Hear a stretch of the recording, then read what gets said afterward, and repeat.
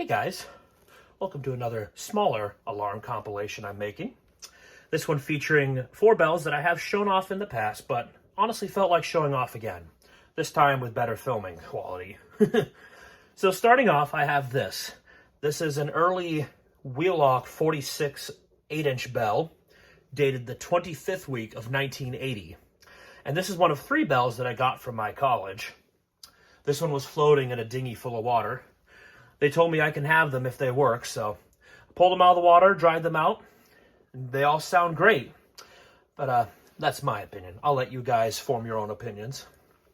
So starting off, we'll start off with what I consider is the nicest of the 3. So here we go.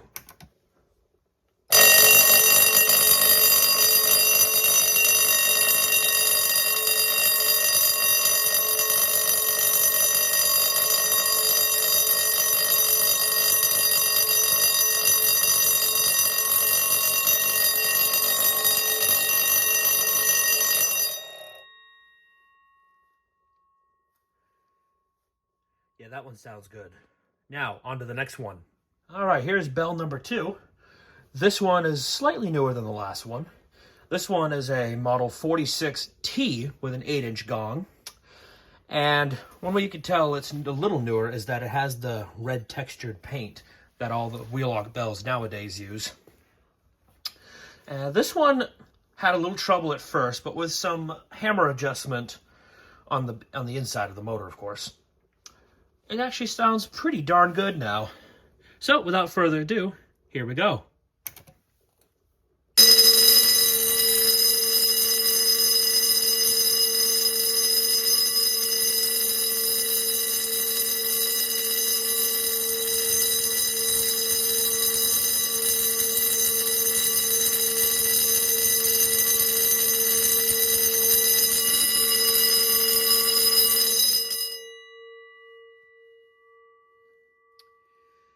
Yeah, this one's definitely louder than the first bell. And unfortunately, there's no date code on this one. The paint has worn off. But anyway, on to the next one. Next up is what I consider the worst of the 3. This one is kind of made of spare parts. So the gong is another 46 series gong with the smooth paint versus the textured. But the motor is from a newer Wheelock MB motor bell series. So the motor itself is from an NBG10, which is the 10-inch bell. And that's from the 25th week of 1990. But of course, the gong is like the first bell. So I'm not sure how this happened, and the last time you saw this, I believe I had a spanner wrench in between the nut and the gong to hold it in place. I've since just stacked up a bunch of washers, and it actually works really well. And despite the spare parts, this still sounds pretty darn good. So here we go.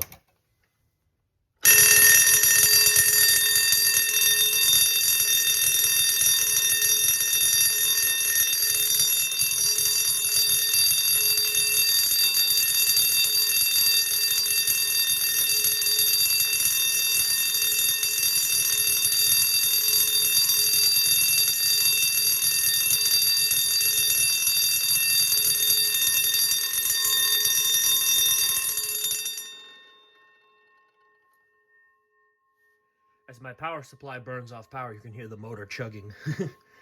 But yeah, like I said, not bad considering that the 3 of them came out of a boat full of water. Next up is a bell that used to be a Wheelock. This is a rare Honeywell SC 806C1018. Yeah, Honeywell did not make it easy to remember those model numbers. But this is pretty much the same thing as the first Wheelock 46 bells. This one has the same kind of date, so this is the 44th week of 1978. And unlike those bells, I got this one new in box from eBay.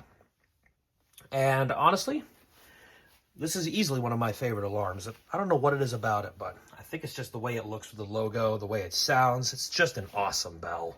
I kind of wish I showed it off more. But anyway, here we go.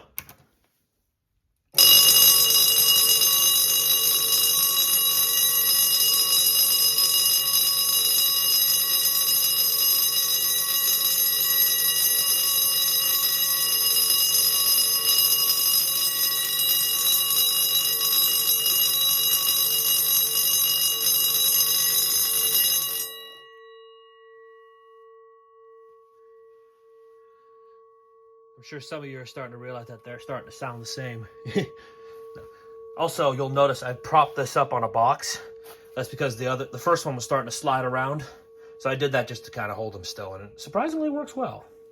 Next up is something that isn't a bell at all. This is a first-gen Gentex SHG horn strobe. This particular one is an SHG 24HW, which I'm not exactly sure what model or what that means. They had a few versions of this horn, and these are getting incredibly hard to find now. Not really sure why, but maybe it's just due to the age. This one's from March 8th, 1993. And this one has the original horn, unlike the newer ones, which had the later Commander 3 horns. So it's set on continuous, so here we go.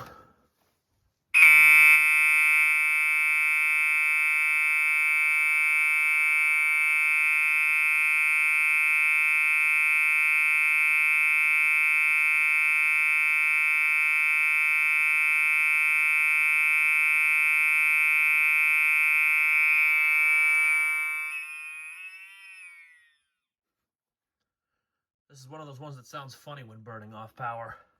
Now for the fun of comparison, here is a third-gen Gentex SHG. This one is an SHG 24-1575WR. Once again, I'm not quite sure what that means. The 1575 just refers to the brightness of the strobe. And this one is from September 18th of 1997. So in a 4-year span, they went through 2 generations and updated the strobe twice, and then at some point on the second gen, they changed the horn for whatever reason. I like the older ones more. That has a more peaceful sound, but fire alarms really aren't supposed to sound peaceful, if you know what I mean. But anyway, just like the last one, it's on a continuous. So, here we go.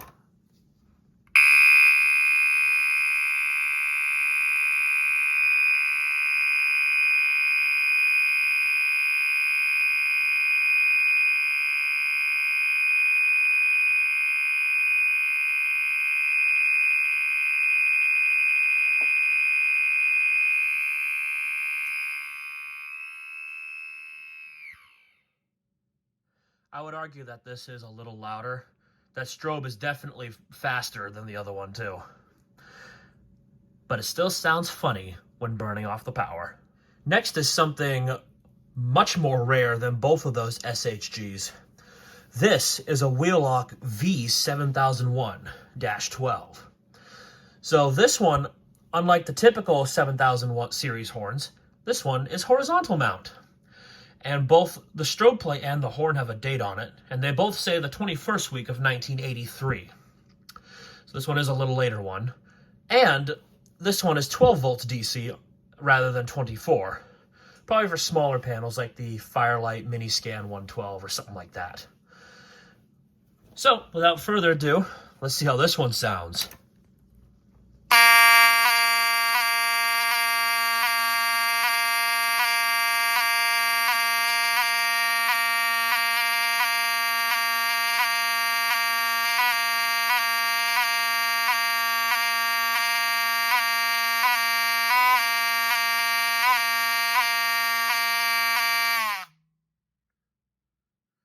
That strobe isn't too healthy, I'll say that.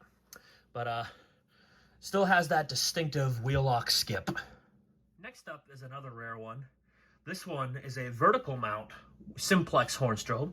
This one is a 4903-9218, dated September of 1994, if I'm reading that correctly. And pretty much this is just a retrofit model for replacing something like an old space age horn lamp or a previous Simplex horn like a 2903 series.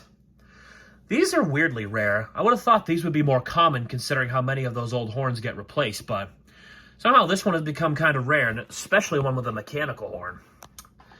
And as is the case with many of these 4903 horns, it hasn't aged very well.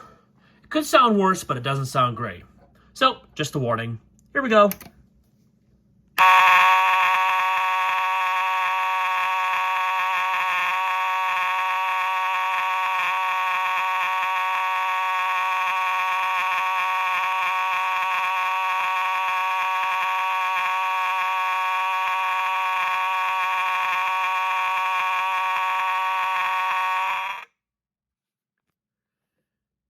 Just because it sounds raspy doesn't mean it's quiet, I will say that. And I forgot to mention, that is a 110 candela strobe. Very bright. Next up, we have a tiny little horn. This is a System Sensor PA400R. This is a little mini horn they used to make. And this one is from November 24th, 1999. So this little guy's birthday is coming up next week. And this just used the same piezo that every household smoke detector used at the time. So, but hey, no judgment here. It worked. So without further ado, here we go.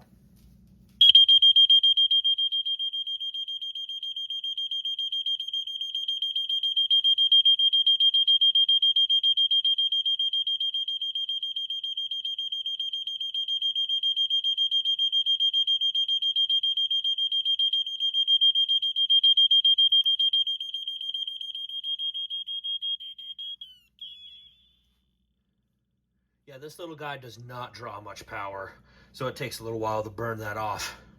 But still sounds great. Next up is a really rare Gentex. This is a white HG-124W. This is a very rare horn-only version of the SHG. This one would, based on the date, this one would have been around with the 3rd gen, because this one is from May 10th of 1999. So this one has the Commander 3 horn in it. But, just to mix it up, I put this one on code 3. So, let's hear how it sounds, shall we?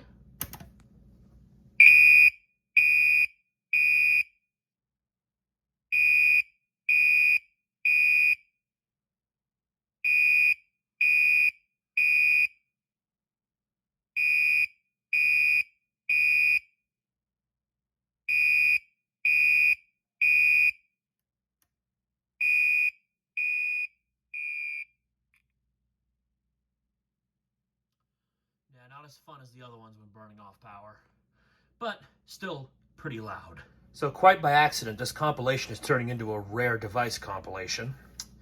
I'm sure you guys will forgive me though. Next is a very rare Notifier bell. This one is labeled as an Enco bell. It's a model CFR6. I'm not sure what that says there. It's not really legible anymore. But this is either a 12 volt or 48 volt AC DC bell.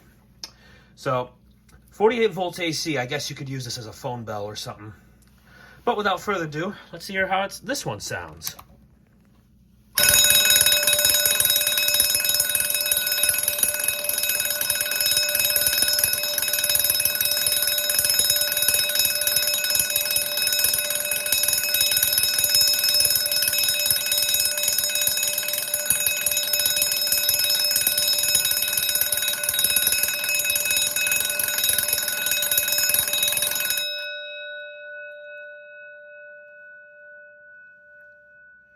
It rings a little slower than the typical Simplex or Wheelock bell, but honestly, that's still quite loud.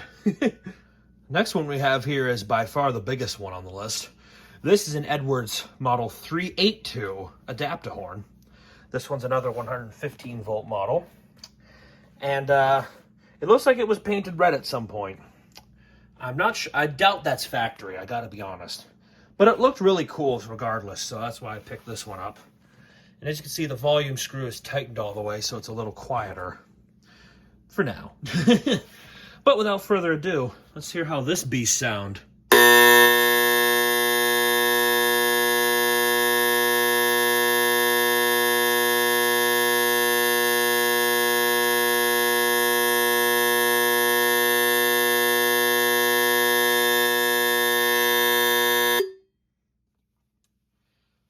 Yeah, even with that tightened, that's still louder than most of the alarms I had today. So this is the last alarm I intend to show in this compilation. This is an extremely rare Space Age AV34 light plate. This one is a little bigger than the AV32. And this was the horn that was inside of it. Sadly, this little guy is completely shorted out and no longer works. But this does. And what makes this one cool, it's branded by Call, who apparently was owned by Federal Signal at some point. So I thought that was very interesting because, for those who may not know, Call really wasn't a thing at that point. They made some small devices, but nothing on the scale of what they used to. Come on, little guy, stand up. Oh, golly. There we go. So this one will be a little more underwhelming, but here we go.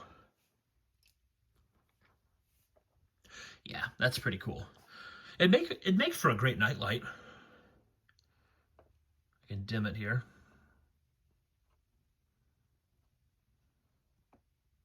Now that would be cool if they could do this with it. If it wouldn't, that would probably blow up the horn behind it, but that's still pretty cool. Normally these have a flasher circuit in them, so they flash, but I don't know if this one has it or not. I'll have to let it run and see what happens. And this little guy is going to be a decorative piece because, yeah. That'll do it for this video. I certainly hope you guys enjoyed it as much as I do, because I love making these kind of videos. It's always fun to see different bells in the same series, how they compare to each other, old alarms and newer alarms. And like I said, I only meant to show off these bells today, but then one thing led to another and I decided to show off some other alarms. And with the exception of these guys, all of them ended up being pretty rare these days.